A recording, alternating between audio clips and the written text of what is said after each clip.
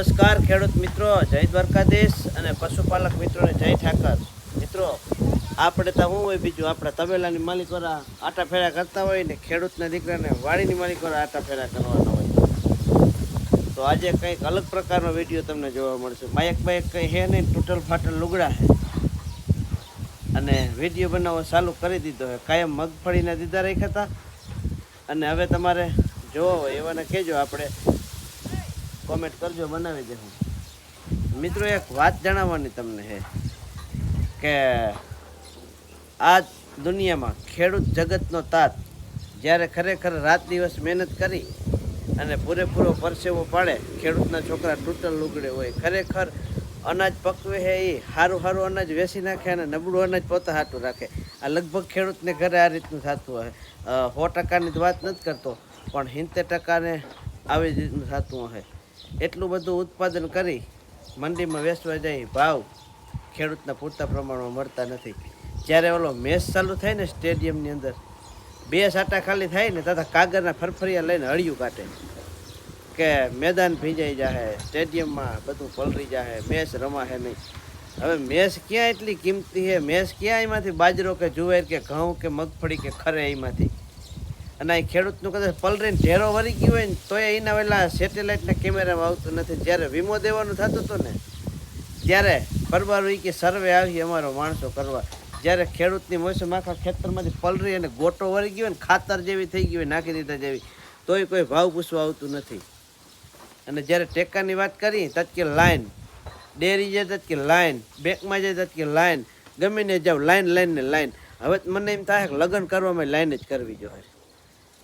અને રહી વાત ન્યા કે એક જય હિન્દ, જય ભારત, જય જવાન ને જય કિસાન, આ શિયારની પાછળ જ જય લાગે, ભગવાનના નામની પાછળ તો લાગે. કેમ કે ભાઈ ખરેખર ખેડૂત, કિસાન અને જવાન બોર્ડર ઉપર રાત દિવસ ટાઢ તડકો અને ખરેખર વરસાદી મોસમ હોય, ગમે એવું હોય, ગોઠણ સુધીના પાણી ભર્યા હોય, બૂટની અંદર જીવજંતુ ગરી જતા હોય, કાંટાની પથારીમાં સૂતા હોય ને આપણા દેશનું રક્ષણ કરતા હોય આ ફૌજીઓને ખરેખર સત નમન છે.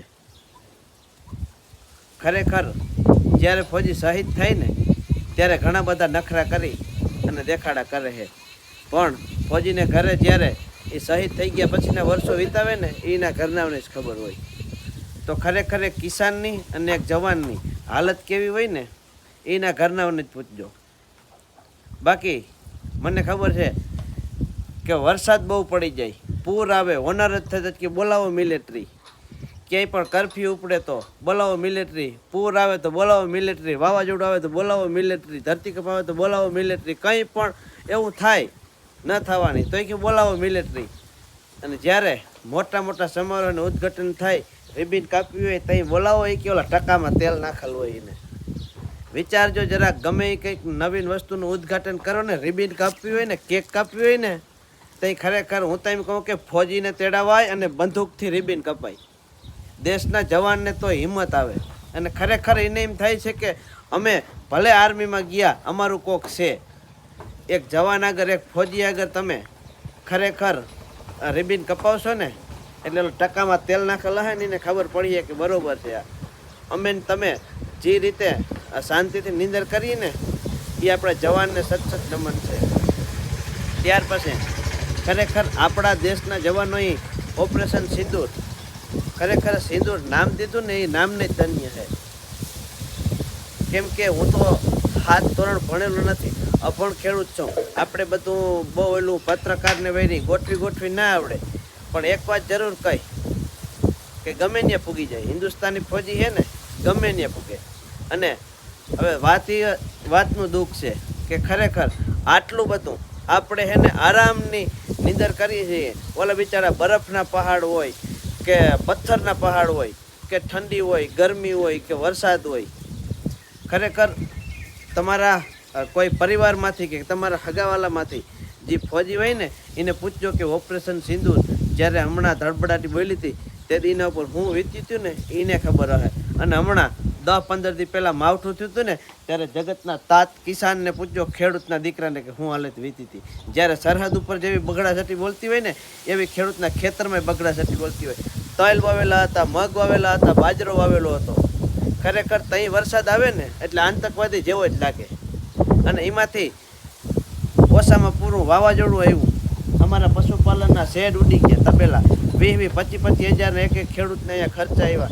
આરામ જો કોઈ ભાવ પૂછવા આવ્યું હોય તો આવી જ રીતનું જો સંચાલન હાલતું રહે ને તો ખરેખર આપણે તો આપણા પૂરતું જ હવે કરતું જવું.